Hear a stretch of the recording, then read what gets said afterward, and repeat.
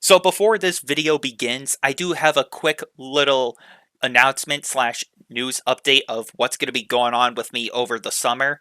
So I'm going to be taking some time off of YouTube over the summer because my brother just recently bought a house with his girlfriend and they are starting to get settled in. So I want to make sure everything goes okay with them. So me and my parents are going to be helping him move some of his older things from my old house into his newer house. So we're going to be making sure he gets settled in okay and make sure everything's all right.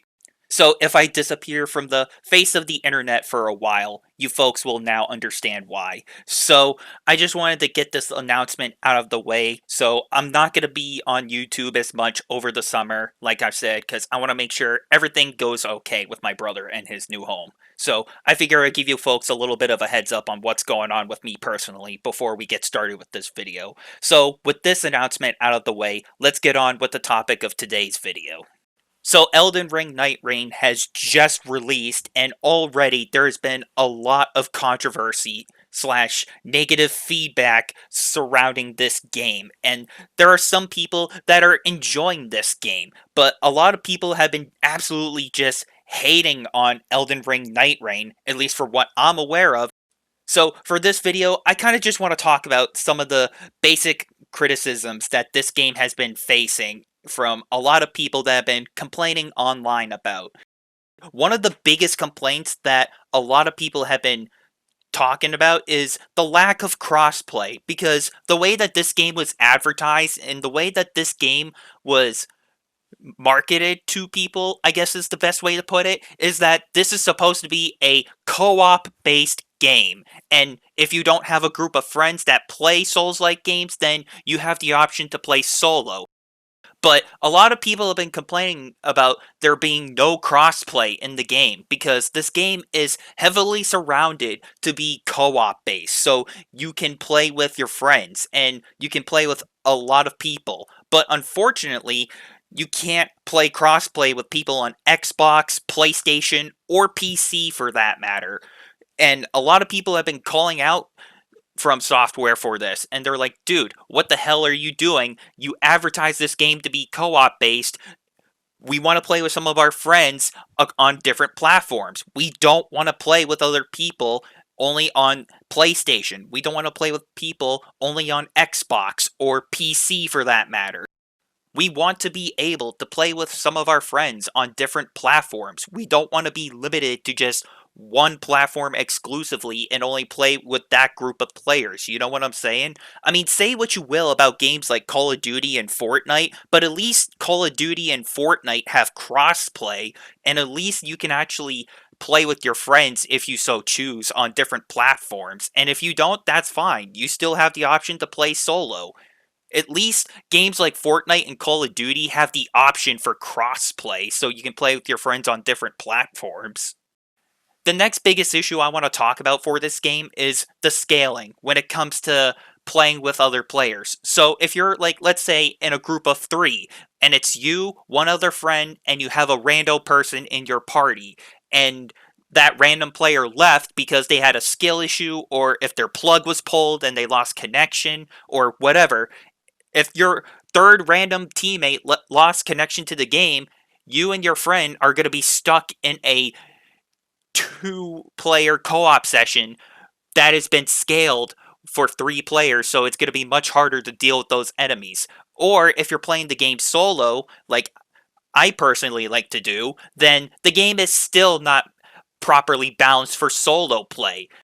Like I've already said, the game is meant to be played in co-op. This isn't meant to be like a solo game, but a lot of people prefer to play solo, and they would rather play by themselves rather than play with a group of random players that have no idea what they're doing. And I can understand from that perspective. I honestly would rather play solo myself rather than play with a group of random people that don't know what they're doing. Unless, they have so much experience under their belt and they know what's going on, then maybe I'll give an exception there.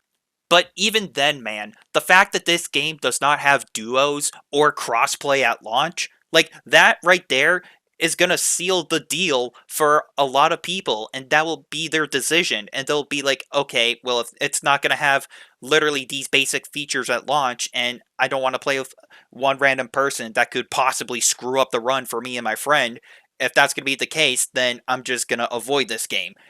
But also, what makes this game hurt even more is just the scaling issue. So, what do I mean by that? So, let's just say if you're playing solo, right? And all of a sudden, you're dealing with all these crazy things going on. You know, you're trying to explore the map and you're trying to get those runes, level up, deal with enemies, or just trying to collect some flasks just so you can have extra healing in the game. Like, there's not a lot of time in this game to properly prepare. Like, you only have, like, I think 5 minutes, if not 10 minutes at most, just to gather everything you need, just to prepare for, like, the nighttime battles.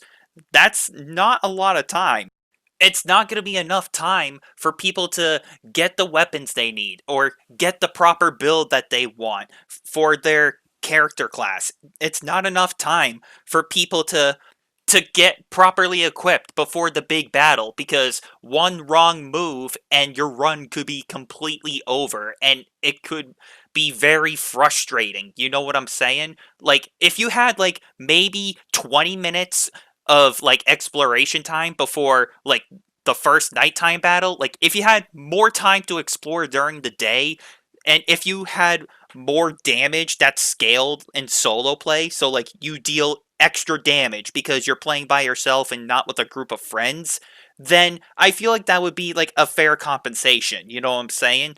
Like, if you had like 30% more damage or 25% more damage in solo play and you had more time to prepare for the nighttime battles, I feel like that would be a good compensation, because some people that are so well experienced in Souls-like games and experienced with roguelike games, for a game like Elden Ring NightReign, some of those Giga Chat people could be just wandering the map and they could all split up and they could just do everything they can before like the first or the second night so they can be properly equipped for the final day and fight the Night Lords, as this game calls them.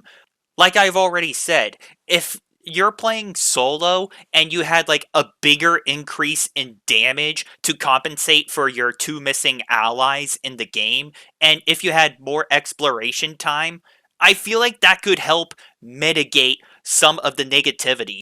Even for co op, there are some people complaining that the daytime goes by way too quickly into nighttime, especially because you have a circle mechanic that limits your exploration area, so it forces you into a smaller playtime area, and once nighttime falls, you're stuck in a very tiny circle, and you're forced to fight the night 1 or the night 2 bosses, and if you pass, then you're going to move on to the next day, but if you fail, then your run is completely over.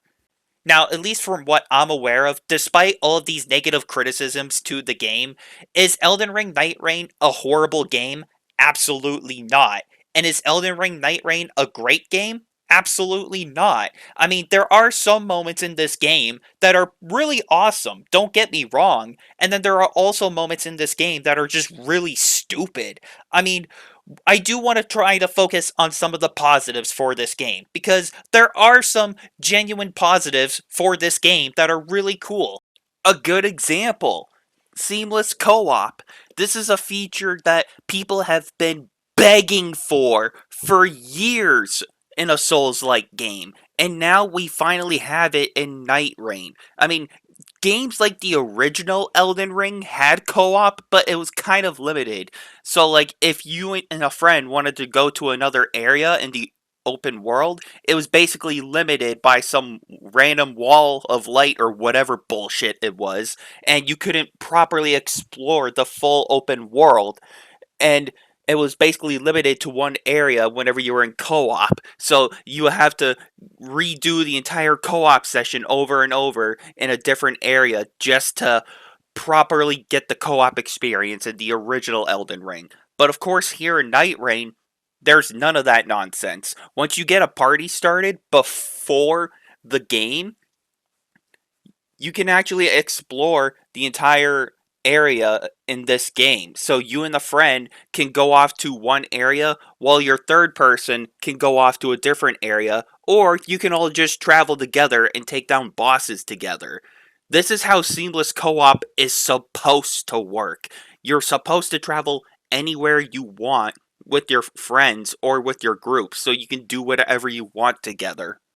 Another positive with this game is the abilities you can use. I mean, for example, like there's a couple characters in the game, such as Wyler, who can use his grapple hook to traverse the environment, or he can use it in combat to pull enemies to him, or he can pull himself to the enemies and he can attack them that way, or he can use his ultimate ability, which is like his crossbow or his stake bolt on his wrist.